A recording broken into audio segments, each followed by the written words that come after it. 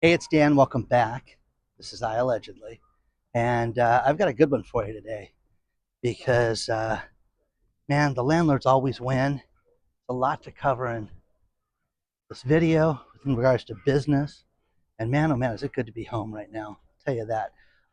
It's funny, before I get started, um, new year, a lot of new boats out in the marina, and just beautiful, big stuff, like parked, like really and eye-catching spots. You know what I mean? It's just this place.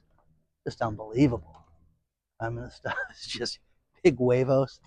Okay, first generation. Look at these things. These are huge. Anyways, new year, new market. People trading boat slips and stuff. Kind of cool. But hit the like button, subscribe to the channel, and you want to email me, it's hello@iallegedly.com. But let's get right into it. Gordon Ramsay brought up something with the LA fires that nobody thinks about. And I talked about this a little bit, but he brought up a great interview and talked about this, what a problem that is coming down the road. And that is that the landlords always win. And what I mean by that is you're always going to have to pay your rent, regardless of how it is. Now, one thing that I had learned about the restaurant industry is people think, hey, we go rent this location and that's it. No, if you have a higher end landlord like the Irvine Company, you guys have heard of, Donald Bren, who owns everything here in Orange County. And the Irvine Company is a huge landlord. It has a bunch of leases when it comes to restaurants and retail and things like that, and apartment buildings. And one thing that they do, in addition to rent, is they get a percentage of your sales.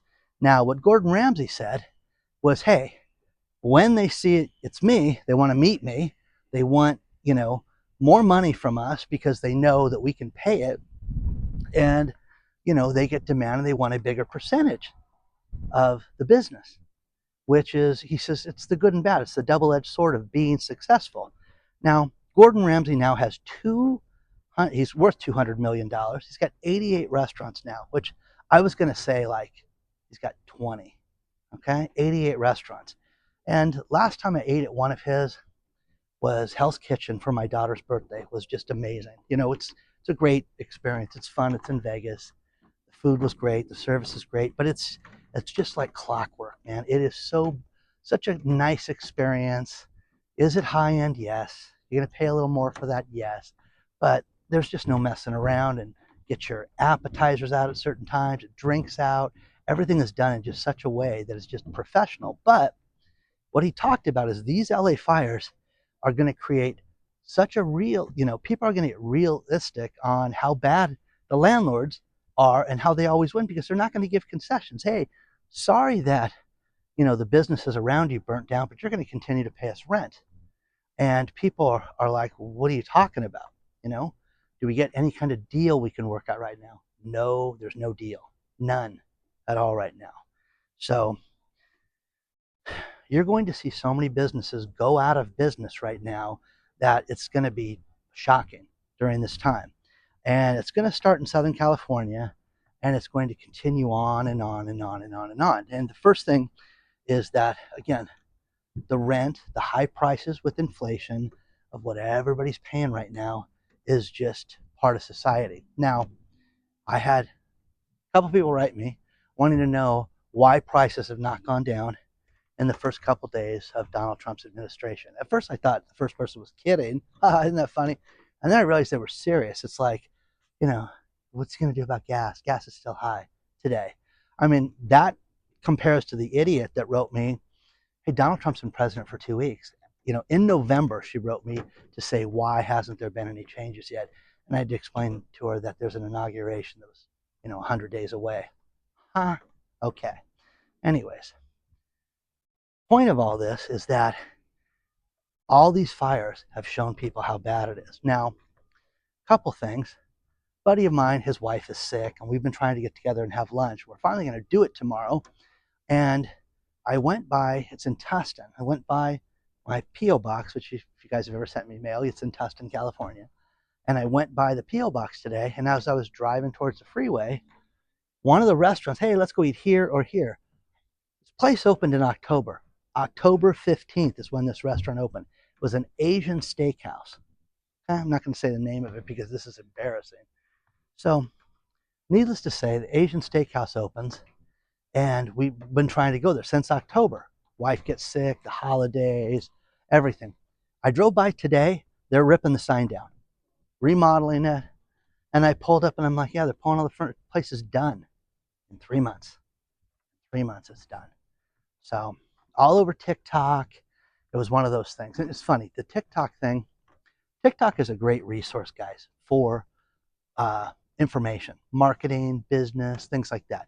Can you waste time and watch, cat videos and dog videos and things like that? Oh, absolutely. You spend days on that with that stuff. But it's a good resource. I like it for like the restaurant reviews because people seem to be realistic. Kind of like this guy that I saw that did a really bad review on Guy Fieri's place. If you've ever seen that one, I can send you a link to that. Point is that this poor place didn't last 3 months. Isn't that wild, guys? November, December, January. Done. Done. So you're going to see this happen more and more right now. The Costco effect. There's over 120 Costco's in California, and they say the strike is going to destroy other businesses because other businesses are going to get on board to get better service, better wages, better scheduling, things like that. And it could have a dramatic effect on other businesses right now. I don't know if that's the case. I don't know if that's true or not. But the thing about the Gordon Ramsay thing, that really brought to light how people just think, oh, the pizza place pays rent. Now, they may pay it. You get smaller places, and they just may pay a flat fee. And I remember a few years ago, two people I met that were very fascinating. One guy was a restaurant equipment wholesaler, and this guy seems connected to other friends. Okay, nice man, nice to me, but not the guy you don't want to pay. And that guy was telling me stories about collecting stuff. And if you want to go start a restaurant, you go to him and not the new stuff, because the new stuff ends up at his place, like this place, 90 days later. So people finance these things to the hilt. They think that they're going to get through and it's going to be no big deal. And I'm going to get through this and we're going to make money and people are going to come hand over fist. But again, maybe it wasn't a good idea to start an Asian steakhouse in the middle of October when, before an election. I mean, I could go through 1,000 things that were going on in the economy during that time, but again, it's done. Now, Gordon Ramsay brought up two great points. He says, if you're successful, they are very demanding and they can demand the percentages, they can demand things from you. And if you're not successful and you're new, they're all over you. They hound you. They will show up with their hand out on the counter for the rent. And again, is that a way to live? No, it's horrible. It's a horrible way to do business. So starting to see this thing, you're going to see problems. And again, not every economy is bad. Not every economy is great right now. But what you're seeing is that people need to cut costs right now. Fast food, somebody sent me an article about, hey, the healthiest fast food places. McDonald's is healthy. I had McDonald's the other night after picking a friend up from the airport. Let's just get something quick. It was awful. I mean, it was on a scale of 1 to 10, it was thrown out the window. Okay, it was that bad. It was just horrible. And I'm thinking, God, I haven't been that hungry forever. And that's one of the healthiest burgers. Who says? The ad agency that wrote the article, I don't know. There was a company called Divvy, Divvy, and they were a rent-to-own company. So they bought a bunch of properties, and you could get in on this, and you could rent to own your property. And what's interesting about that is it was big, okay, at one point. The company was worth $2 billion. They just sold to a subsidiary of Brookfield Homes, and I got to get the original article. I've got the thing from Biz Now that I'll leave below, but they were saying that it was sold for parts and that they can't even determine what the price was because they bought this, they bought that, this part, took this over, didn't pay for this, paid for this. It was like the swap meet purchase. And Again, how would you like to be an investor in that debacle? So you're going to see certain things break down. One thing that's going to happen quite often right now is when the real estate market starts to tank, people get more creative with the financing. And I have a buddy of mine who helped an old woman with her house, and they worked a deal out with the kids. Like, if we ever sell the house, you'll be the one to buy it. We'll work something out with the kids. And been trying to buy the place for the last 90 days. Gets a phone call from a realtor, and oh, we've jacked up the price, $350,000. Huh? Okay. Good luck. Bye. Well, you're really not going to buy it. We thought you wanted the house. We do. I wanted it for what we agreed to, not $350,000 more. And I don't want to be in debt this much right now. My buddy Dan's right. This is kind of crazy right now. So, with that, didn't buy the house. Now, what you're going to see is you have people that have their bills. They're retired, house is paid for. They're going to start to get creative with seller financing.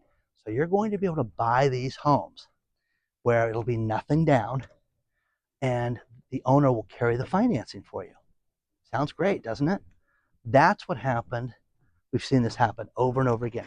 Happened in '06, happened in '07, happened in 1999, that you saw all these properties that these people would do seller financing. Now, one thing that one couple did, and I've got the story below for you, is we'll sell you the house, set the price now, give us the money so we can live on it, but we live here rent free until we pass. Sounds good, huh? The story that was told to me by somebody once was that they made a deal with somebody that they could live there for free. Person, they thought, oh, this guy's going to die soon. That person lived 15 years in the house rent free, which good for him. Live a long, happy life. Okay, go to God. It's all good. But you know what I mean? You work a deal like that, and you better be prepared for it. Now, the most famous deal of this was Hugh Hefner from the Playboy company. He sold his house for $100 million. But the deal was, when he sold it, was you can't evict me, you can't kick me out, you have to keep me in the house until I die. And now the house, very famously, he passes, they start reconstruction. Supposedly the house and what they built there was worth $250 million afterwards, and they put supposedly $45 million into rebuilding it. I don't know all the facts right now. It did not burn down. It's in the near Brentwood. It's in one of the other areas. Somebody else share that with me. But the point was, that's what he did with that. So again, people get creative. One of the landlords I spoke to that I got a kick out of was, you go into some shopping centers and you'll have, 3 Italian restaurants in the same center. And I spoke to this one landlord. I go, hey, do you limit the type of restaurants and the type of services? No, I'll have 5 yogurt shops. I don't care, as long as they're paying me rent. Well, don't you want that? He goes, I never agreed to exclusivity. What you want to have, you'd be the only sushi place in my complex? Not a chance. Somebody else wants to come in and they can pay the rent. I'd have 5 of them next door to each other. Now, that's one of the landlord's opinion of this. So, again, you don't want to owe anybody any money. You want to be in debt. Like I said, as things get weirder, it's going to get more creative. Do I think it's going to get better in the long run? 100%. I think that business is going to improve. But the people that have money right now, that have saved money, put it away for a rainy day, those people are going to be able to do anything they want, buy anything they want, finance anything they want. And, one thing you have to look at, you have to look at the hey, buddy, you have to look at the, dog's growling at me. You have to look at ways to get through this high interest rate, because it's not coming down in the next 10 minutes like everybody wants.